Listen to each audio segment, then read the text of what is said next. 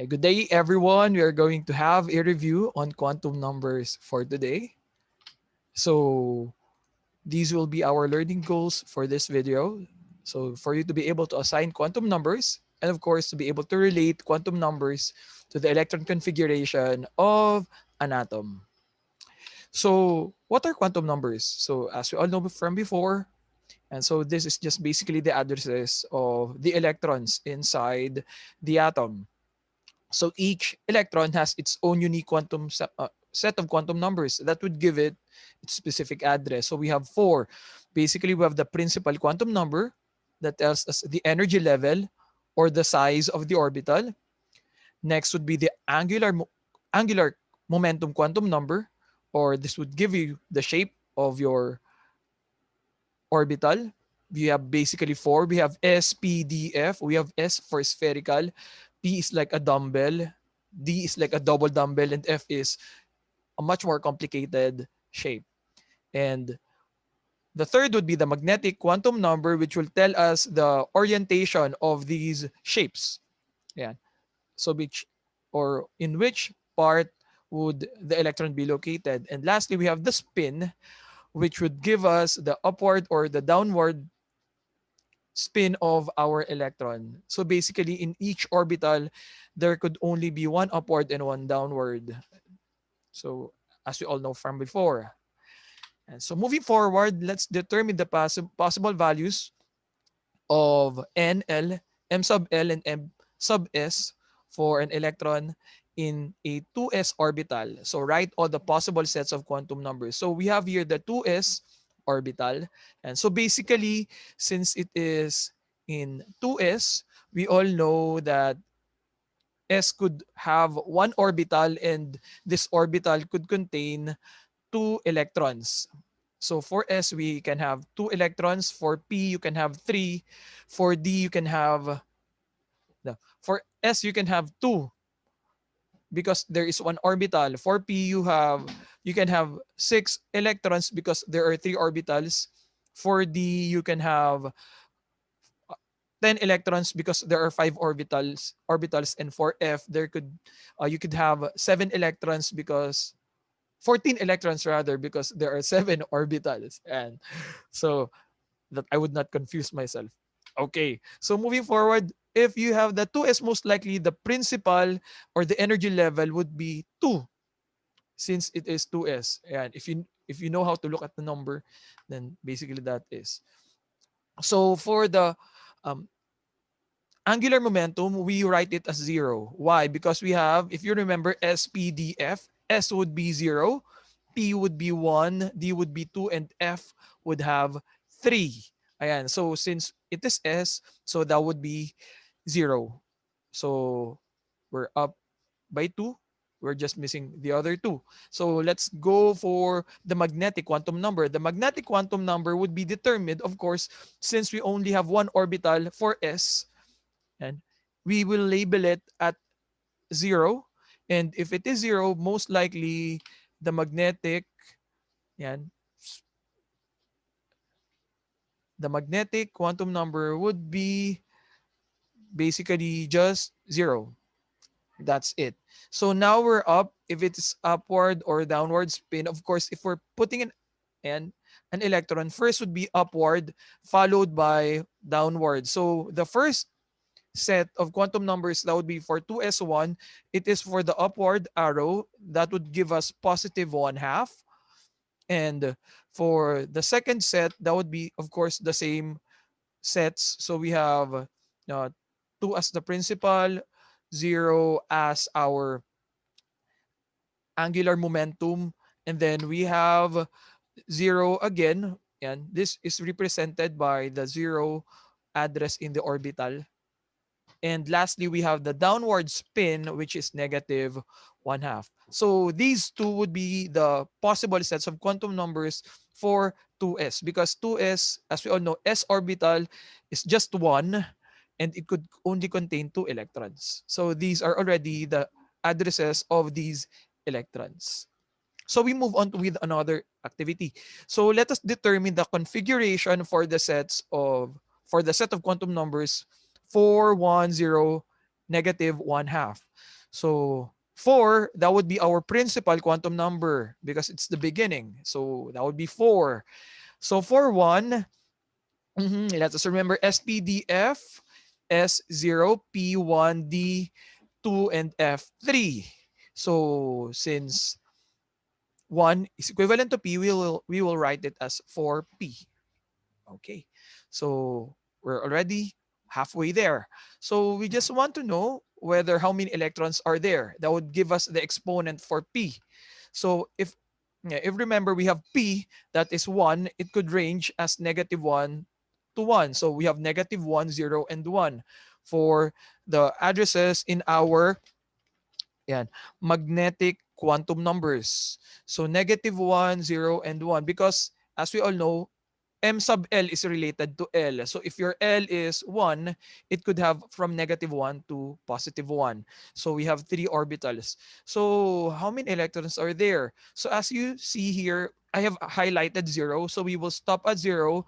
And we have negative 1/2. When we already have the downward arrow, we will stop. So we are going to put in first the upward arrows. So we have 1, 2. We are not going to stop because we need negative 1/2, which is downward.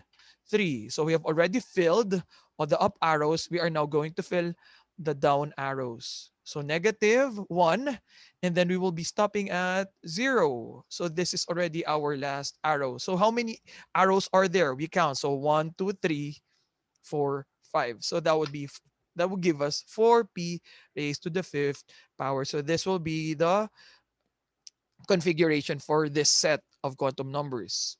So we move on with another example. So we have here 5, 2, negative 1, positive 1/2. So 5 is our principal quantum number. So that is the fifth energy level. So for 2, SPDF. So SPDF. So that would give us D is equivalent to 2. So that would be 5D. Ayan. So moving forward, we just need to assign it. So for D, since we have D, that would be ranging from negative 2 to positive 2. So that would give us 5 orbitals. And we have highlighted negative 1 because there is where we should stop. So we have negative 2, and then we have negative 1.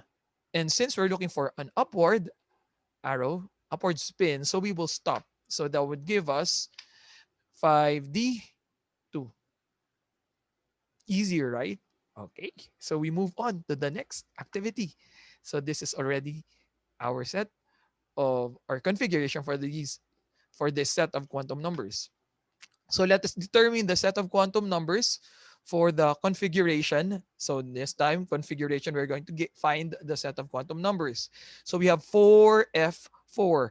Yeah. So so we have number 4, that would be our principal quantum number. Easy. F would be SPDF. So SPD and then F. So that would be 3. And F is equivalent to 3. And so next, let's find it out. So F 4F to the fourth power, it means it has 4 electrons. So let us assign it. So we have, since we have an L of 3, it could give us from negative 3 to positive 3. So we have negative 3 to positive 3, and we need to fill in 4 electrons. So that would be 1, 2, 3, and 4. There, we could already stop. So that would be, it stopped at 0. So that would be 0. And as we all know, the fourth electron is an upward or is having an upward spin. So that would be positive 1/2. So yeah, we're almost finished. Well, great. So that would be the answer. So that would be 430 positive 1/2. That would be the set of quantum numbers for 4F4. Ayan. So next similar example. So we have here 2p to the third power. So 2p3. So 2 for the principal quantum number, easy as that. So we have P, S, P, D, F. So there will be 0, 1. P is 1. Yeah. So we got it. So 3, we have 3 electrons. And since we have L as 1, we are going to have M sub L as negative 1 to positive 1. So negative 1 to positive 1. So let's see, where will it stop? So we have 3 electrons. So 1, 2, 3. Oh, it stopped at positive 1. So let's see. So positive 1, so the ML would be 1 and the spin is upward, so that would give us positive 1 half. Okay, we're almost finished. Yeah, so this time we're going to identify the acceptable sets of quantum numbers, and we are going to give its configuration if it is acceptable. Okay, so let's have the first example. So 3001. Do you think it will be acceptable? Nah, I don't think so. Why? Because and the MS, the spin, cannot be a whole number. It should be either 1 half, positive, or negative 1 half. Easy. Okay, so this first one is not acceptable. Let's go with the second one. Is it acceptable? Basically not. Why? Because when you look at the ML, it is greater than our L. So that could not happen. They could either have equal or less than. So the ML could have a positive, negative value of L. And but it could not be lesser. Okay, that's it. So this one is not acceptable. Let's go with the third one. It is acceptable. Why? Yes, because it is acceptable. So everything followed the rule. And so let's identify the configuration. So that would be 4. 1 is P. So 4P and yan, negative 1.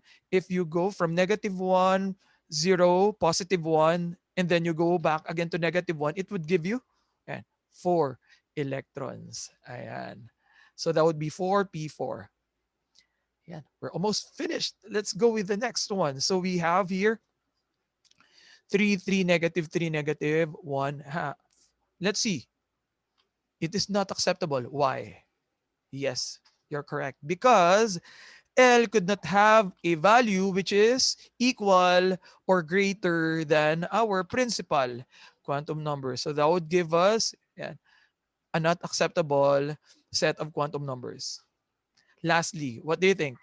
Basically, it's okay. So we are going to have it acceptable and that it's 6, 0 would be S. And positive 1 half would give us 1. And because if it is negative 1 half, that would give us 2. Okay, so that would be all. So I hope you learned how to assign quantum numbers and how to relate quantum numbers to the electron configuration of an atom. And if you have any questions, feel free to ask. Remember, ask and it shall be given. Seek and you will find, and knock, it will be open to you. Matthew 7:7. Thank you very much for listening and have fun learning. God bless.